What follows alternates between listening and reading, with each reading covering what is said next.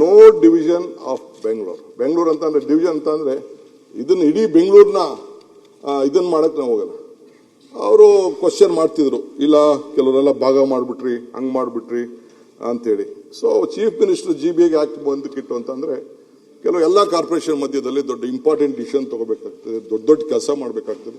ಅಂತ ಸರ್ಕಾರದಲ್ಲಿ ಸರ್ಕಾರ ಸಹಾಯ ಮಾಡಬೇಕಾಗ್ತದೆ ಅನ್ನೋ ದೃಷ್ಟಿಯಿಂದ GBA ಇಟ್ಟಿದೆ ಹೊತ್ತು ಈ 5 ಕಾರ್ಪೊರೇಷನ್ಗಳು ಏನಿದೆ ಅದು ಅವ್ರಿಗೆ ಆದಂಥ ಅವರ ಆಡಳಿತಕ್ಕೆ, ವ್ಯವಸ್ಥೆಗೆ, ಆಮೇಲೆ ಟರ್ಮು ಕೂಡ ಸ್ವಲ್ಪ ಜಾಸ್ತಿ ಇರಲಿ ಅಂತೇಳಿ 2.5 ವರ್ಷ ಮಾಡಿ ಇಟ್ಟಿದ್ದೇವೆ. ಅಟಾನಮಿ ಕೂಡ ಅವ್ರಿಗೆ ಕೊಟ್ಟಿದ್ದೇವೆ. ಸೊ ಫೈನಾನ್ಷಿಯಲ್ ಅಟಾನಮಿ ಕೂಡ ಎಲ್ಲ ಕೊಟ್ಟಿದ್ದೇವೆ. ಸೊ ಅದರಿಂದ ಇದು ಜೊತೆಗೆ ಮೊದಲು ಪ್ಲಾನಿಂಗ್ ಅಥಾರಿಟಿ ಇರಲಿಲ್ಲ ಬೆಂಗಳೂರು ನಗರಕ್ಕೆ. ನಾವು corporation also GBA Era also it self is A planning authority. ಅವರೇ ಮುಂದಕ್ಕೆ ಏನು BDA ಇಂದ ತೆಗೆದುಬಿಟ್ಟು ಅವ್ರಿಗೆ ಕೊಟ್ಬಿಟ್ಟಿದ್ವಿ. ಮುಂದಕ್ಕೆ ಏನು ಪ್ಲಾನ್ ಮಾಡಬೇಕು ಅಂತ ಮೊದಲು ಭಾಗ ಮಾಡ್ಕೊಳ್ತಿದ್ರು. 5 ಎಕರೆ ಒಳಗಡೆ ಇದ್ರೆ ನನಗೊಂದು, 5 ಎಕರೆ ಮೇಲೆ ಇದ್ರೆ ಹಂಗಿತ್ತು. ಈಗಿಲ್ಲ. ಇದು ನಾನು ಬೇಕಾದಷ್ಟು ಇದಕ್ಕೆ ಮಾಡಿ ಪ್ಲಾನಿಂಗ್ ಅಥಾರಿಟಿ ಕೂಡ ಕಾರ್ಪೊರೇಷನ್ ಅವ್ರಿಗೆ ಕೊಟ್ಬಿಟ್ಟಿದ್ದೀನಿ. ಅವ್ರದ್ದೇ GBA will take A decision ಅಂತೇಳಿ. ಸೊ ಮಾಸ್ಟರ್ ಪ್ಲಾನ್ ಕೂಡ ಅದನ್ನ ಹೊಸ ಮಾಸ್ಟರ್ ಪ್ಲಾನ್ ಮಾಡಬೇಕು ಅಂತ ಕೂಡ ಅದಕ್ಕೆ ಅಲ್ಲಿ ಟೆಂಡರ್ ಅನ್ನ ಕೂಡ ಮಾಡಿದ್ದಾರೆ. ಸೊ ಯಾವ್ದಾದ್ರು ಮೇಜರ್ ಪ್ರಾಜೆಕ್ಟ್ಸ್ ಇತ್ತು ಅದನ್ನೆಲ್ಲ ಗೌರ್ಮೆಂಟ್ ಆಫ್ ಕರ್ನಾಟಕ ಫಂಡ್ಸ್ ಇಂದ ತೆಗೆದುಕೊಳ್ಳುವಂಥದ್ದು ಅವರ ಜೊತೆ ಮಾಡಬೇಕು ಅಂತ ತೀರ್ಮಾನ ಮಾಡ್ಕೊಂಡು ನಾವು ಬಂದಿದ್ದೇವೆ. ಸರ್ಕಾರ ಕೂಡ ಹಿಂದೆ BJP ಗೌರ್ಮೆಂಟ್ ಇದ್ದಾಗ ಅವರು ಒಂದಷ್ಟು ದುಡ್ಡು ಹಣ ಕೊಟ್ಟಿದ್ರು. ನಾನು ಅದ್ರ ಬಗ್ಗೆ ತರ್ಕ ಮಾಡಕ್ ಹೋಗಲ್ಲ. ಆಗ ಅದೆಷ್ಟೋ ಒಂದು 5 ವರ್ಷಕ್ಕೆ 1960 ಕೋಟಿ ಕೊಟ್ಟಿದ್ರು. ಈ ಕಾಂಗ್ರೆಸ್ ಬಂದ ಮೇಲೆ 7,000 ಕೋಟಿ ಆಯ್ತು. BJP ಬಂದ ಮೇಲೆ 12,000 ಕೋಟಿ ಆಯ್ತು. 12,000 crores you given in your time also. ಈಗ ತಿರ್ಗಾ ನಾವು ಅದನ್ನೆಲ್ಲ ಒಂದು ವರ್ಷ 3,000 ಕೊಟ್ಟು, ಇನ್ನೊಂದ್ಸದ 3,000, ತಿರ್ಗಾ 2,25ಕ್ಕೆ 7,000 ಕೊಟ್ಟು, ತಿರ್ಗಾ CM 1,500 ಕೋಟಿ ಕೊಟ್ಟರು, ತಿರ್ಗಾ ಈ ವರ್ಷ 7,000 ಮಾಡಿದೀವಿ. ಸೊ ಹಂಗೆ ಕಾಲಕ್ಕೆ ತಪ್ಪಂತೆ ಬಂದಂಗೆ ಸ್ವಲ್ಪ ಎಲ್ಲ ದುಡ್ಡು ಕೂಡ ಜಾಸ್ತಿ ಆಗ್ಕೊಂಡು ಹೋಗಿದೆ. ನಮ್ಮ ಟ್ಯಾಕ್ಸ್ ಕಲೆಕ್ಷನ್ ಕೂಡ ಬೇಕಾದಷ್ಟು ಎನ್ಹಾನ್ಸ್ಮೆಂಟ್ ಆಗಿದೆ. ಟ್ಯಾಕ್ಸ್ ಕಲೆಕ್ಷನ್ ನೀವು ಇನ್ನೇನು ಹೇಳ್ತೀವಿ ಅತಿ ಹೈಯೆಸ್ಟ್ ಇದೆ ಕಂಟ್ರಿ ಅಂತ. ನಾನು ಏನು ಚೇಂಜ್ ಮಾಡಿಲ್ಲ. ನೀವೇನು ಕಾನೂನು ಮಾಡಿದ್ರಿ 2020ರಲ್ಲಿ, ನೀವೇನು ರೇಟ್ ಇಟ್ಟಿದ್ರಿ ಆ ರೇಟೇ ಇಟ್ಟಿದ್ದೀನಿ ನಾನು. ಇನ್ನ ನಾನು ಬೇಕಾದಷ್ಟು ಅವ್ರಿಗೆ ಅನುಕೂಲ ಮಾಡಿಕೊಟ್ಟಿದ್ದೀನಿ. ರಿಡಕ್ಷನ್ ಪೆನಾಲ್ಟಿನ, ಒನ್ ಟೈಮ್ ಸೆಟಲ್ಮೆಂಟು, ಬರೀ 100 ರೂಪಾಯಿ ಪೆನಾಲ್ಟಿ, ಬರೀ 5 ವರ್ಷದ ಲಿಮಿಟೇಷನ್, ಹಿಂಗೆಲ್ಲ ಇಟ್ಟು ಕೊನೆಗೆ ಏನೋ ಒನ್ ಟೈಮ್ ಸೆಟಲ್ಮೆಂಟ್ ಮಾಡೋದಕ್ಕೆ 1,277 ಕೋಟಿ ರೂಪಾಯಿ ಎಕ್ಸ್ಟ್ರಾ ಕೂಡ ಬಂದಿದೆ. ಸೊ ಈ ಟ್ರಾಫಿಕ್ ಕಂಜೆಕ್ಷನ್ ಪ್ರಾಬ್ಲಮ್ಗೆ ಏನೆಲ್ಲ ಸಹಾಯ ಮಾಡ್ಬೋದು, ಟ್ರಾಫಿಕ್ನ ಕಡಿಮೆ ಮಾಡಲಿಕ್ಕೆ.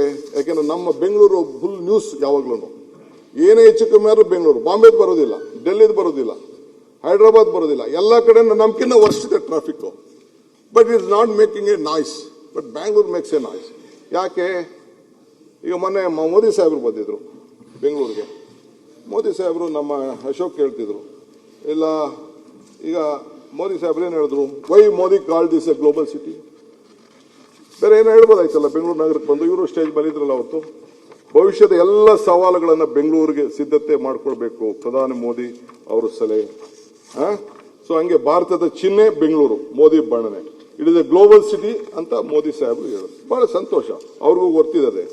ಅಟಲ್ ಬಿಹಾರಿ ವಾಜಪೇಯಿ ಅವರು ಏನು ಹೇಳಿದ್ರು ಹಿಂದೆ ಬೆಂಗಳೂರು ಏರ್ಪೋರ್ಟ್ ಬಂದಾಗ? ನಾನು ಇಲ್ಲೇ ಹೇಳಿದ್ದೀನಿ, ನಮ್ಮ ಅನಂತಕುಮಾರ್ ಅವರು ತೀರ್ಕೊಂಡಂತ ಸಂದರ್ಭದಲ್ಲಿ ಇಲ್ಲೇ ನಾನು ಹೇಳಿದ್ದೀನಿ. ನಾನಿದ್ದೆ ಕೆಳಗಡೆ ಏರ್ಪೋರ್ಟ್ ಇನಾಗ್ರೇಷನ್ ಮಾಡಿದಾಗ, ಲೇಯಿಂಗ್ ಫೌಂಡೇಶನ್ ಮಾಡಿದಾಗ. ದೇರ್ ವಾಸ್ ಎ ಟೈಮ್, ಅವ್ರು ವಾಜಪೇಯಿ ಹೇಳಿದ ಮಾತು ಇನ್ನ ನನ್ನ ಕಿವಿಲಿ ಇಲ್ಲೇ ಇದೆ. ದೇರ್ ವಾಸ್ ಎ ಟೈಮ್ 5 ಪ್ರಧಾನಮಂತ್ರಿಗಳು 4 ತಿಂಗಳಲ್ಲಿ ಬಂದಿದ್ರು ಬೆಂಗಳೂರಿಗೆ. ಚೈನಾ, ಜಪಾನ್, ಪೋಲ್ಯಾಂಡ್ ಮತ್ತು British prime minister. There was a time when the world leaders first use to come to Delhi, then they used to come to different part of the state whichever they like. Now the situation has changed. The same world leaders are first coming to Bangalore, then going to Delhi ಅಂತೇಳಿ ಅಟಲ್ ಬಿಹಾರಿ ವಾಜಪೇಯಿ ಅವರು ಹೇಳಿದ್ರು. ಅದು ನಮ್ಮಿಂದ ಆಗೋಯ್ತು, ಕೃಷ್ಣಯಿಂದ ಆಗೋಯ್ತು ಅಂತ ನಾನು ಹೇಳೋದಲ್ಲ. It is all of you, all your children, all your technocrat has contributed for Bangalore.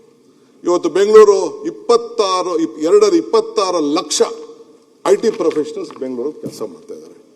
ಎಲ್ಲ ಫಾರ್ಚೂನ್ 500 ಕಂಪನೀಸ್ ಅಲ್ಲಿ 400 ಕಂಪನಿಗಳು ಬೆಂಗಳೂರಲ್ಲಿ. ಅವತ್ತನ್ನು ಕೇಳಿದಾಗ ಅಮೆರಿಕನ್ ಅಂಬಾಸಿಡರ್ ಬಂದು ನಾನು ಇದ್ದ ಮೀಟಿಂಗ್ ಅಲ್ಲಿ ಕೇಳಿದಾಗ ನನಗೇನು ಬೇಡ, ಒಂದು 10 ಇಂಟರ್ನ್ಯಾಷನಲ್ ಸ್ಕೂಲ್ ಬೇಕು ಅಂತ ಬಂದು ರಿಕ್ವೆಸ್ಟ್ ಮಾಡ್ಕೊಂಡ್ರು. ಯಾಕೆಂದ್ರೆ ಎಲ್ಲರೂ ಕೂಡ ಬೆಂಗಳೂರನ್ನೇ ನೋಡ್ತಾ ಇದ್ರು. ಅವ್ರ ಮಕ್ಕಳಿಗೆ ಎಜುಕೇಶನ್ ಬೇಕು ಅಂತಿದ್ರು. ಕ್ಯಾಲಿಫೋರ್ನಿಯಾಲಿ ಸುರೇಶ್ ಬರೀ 13 ಲಕ್ಷ ಇಂಜಿನಿಯರ್ಸ್ ಇರೋದು ಕ್ಯಾಲಿಫೋರ್ನಿಯಾಲಿ, ಸಿಲಿಕಾನ್ ವ್ಯಾಲಿ. ಇಲ್ಲಿ 26 ಲಕ್ಷ ಇದೆ. This is the strength of Bangalore. ನಾನು ಹೈದರಾಬಾದ್ ಬಗ್ಗೆ ಅವರು ಚರ್ಚೆ ಮಾಡಿದ್ರು. ನಾನೀಗ ಚರ್ಚೆ ಈಗ ಐ ಡೋಂಟ್ ವಾಂಟ್ ಟು ಅವ್ರಿಗೆ ಪೊಲೀಸ್ ಲೆಗ್. ಒಂದು ಸ್ಮಾಲ್ ರಿಪೋರ್ಟ್ ಮೊನ್ನೆ ಬಂತು ಹೈದರಾಬಾದ್ ಬಗ್ಗೆ ಮಾಡಿದ್ರು. ನಾನು I don't want to comment on Hyderabad. I don't want, ಇವತ್ತು ಏನೋ ಯಾವುದೋ 2 ಪೇಪರಲ್ಲಿ ಏನೋ ಇದೆ, ಬಟ್ ಸ್ಟಿಲ್ ನಿರ್ಭೀತ, ನಿಷ್ಪಕ್ಷಪಾತ, ವಿಶ್ವಾಸಾರ್ಹ ಸುದ್ದಿಗಳಿಗೆ ಮತ್ತೊಂದು ಹೆಸರಾಗಿರುವಂತ ನ್ಯೂಸ್ 18 ಕನ್ನಡ ಈಗ ಆಪ್ನಲ್ಲೂ ಲಭ್ಯವಿದೆ. ದಯವಿಟ್ಟು ಇಲ್ಲಿರುವಂತ QR ಕೋಡ್ ಸ್ಕ್ಯಾನ್ ಮಾಡಿಕೊಂಡು ಆಪ್ ಡೌನ್ಲೋಡ್ ಮಾಡೋದಕ್ಕೆ ಮರಿಬೇಡಿ. ನಿಮ್ಮ ಬೆಂಬಲ ಹೀಗೆ ಸದಾ ನಮ್ಮೊಂದಿಗಿರಲಿ. ಧನ್ಯವಾದ.